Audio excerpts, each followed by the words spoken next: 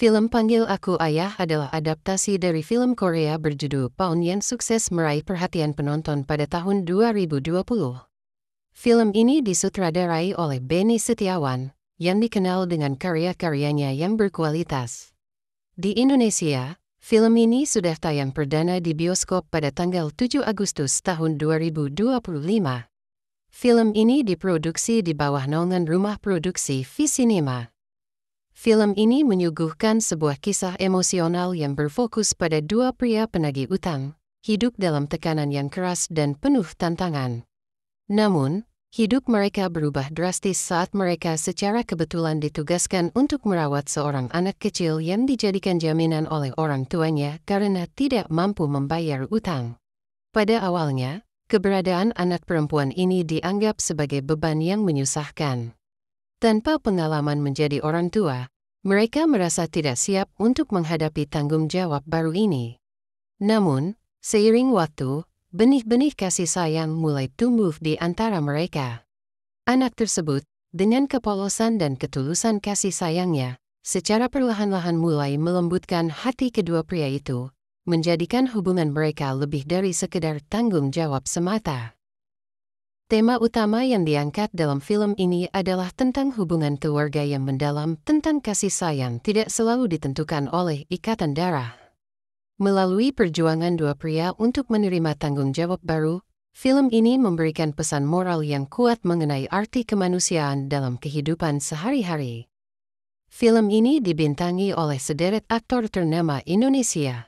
Ringgo Agus Rahman mengambil peran sebagai tokoh kunci, memberikan penampilan yang kuat dan menyentuh.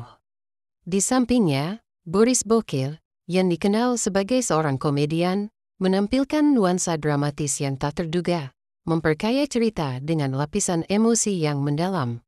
Pemain cilik Mie Salin Adeva Afsin memerankan anak perempuan yang menjadi pusat cerita. Ia berhasil mencuri perhatian penonton berkat aksinya yang natural dan menggemaskan.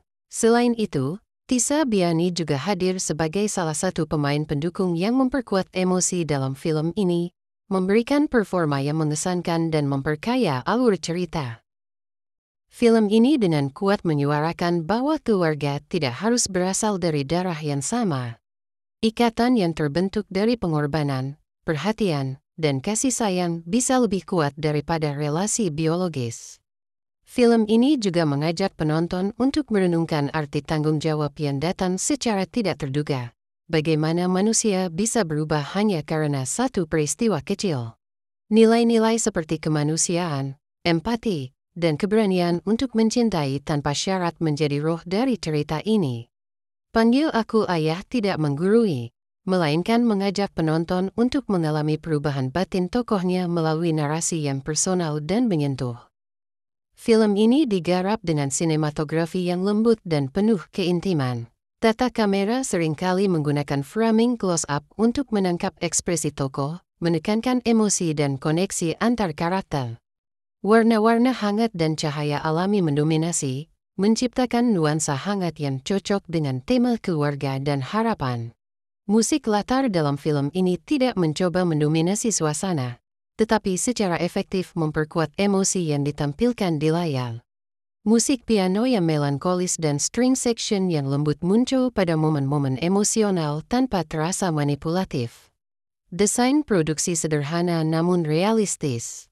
Lingkungan tempat tinggal Dul dan Andi, kantor peminjaman uang yang kecil, hingga tempat bermain Alia terasa hidup dan akrab, memperkuat kesan film sebagai potret kehidupan kelas menengah bawah yang jarang mendapat sorotan manusiawi dalam sinema Indonesia.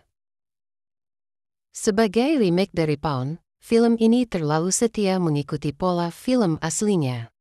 Padahal, ada banyak potensi lokal yang bisa diangkat lebih dalam, seperti isu kemiskinan struktural, sistem sosial yang gagal melindungi anak-anak, atau realitas buruh migran di Indonesia. Film ini memilih jalur yang aman, padahal adaptasi seharusnya memberi ruang untuk pendekatan baru sesuai konteks budaya lokal.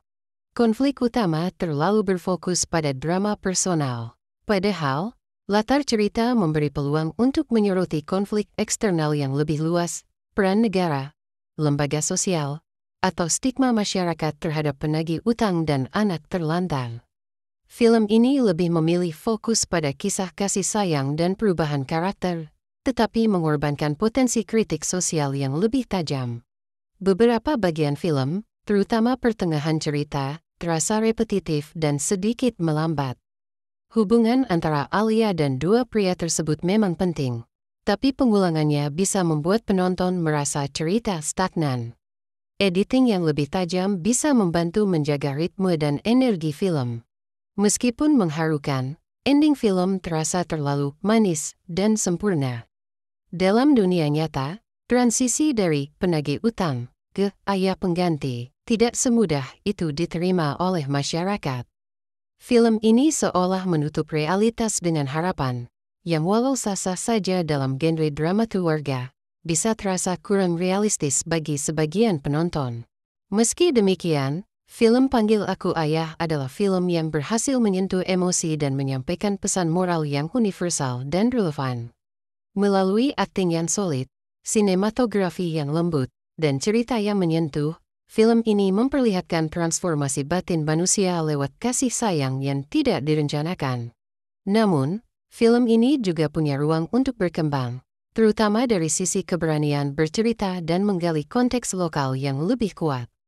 Ia adalah adaptasi yang baik, namun belum luar biasa. Meski demikian, film ini tetap penting sebagai representasi cinta tanpa syarat, dan sebagai pengingat bahwa seringkali, keluarga bisa datang dari tempat yang paling tidak terduga.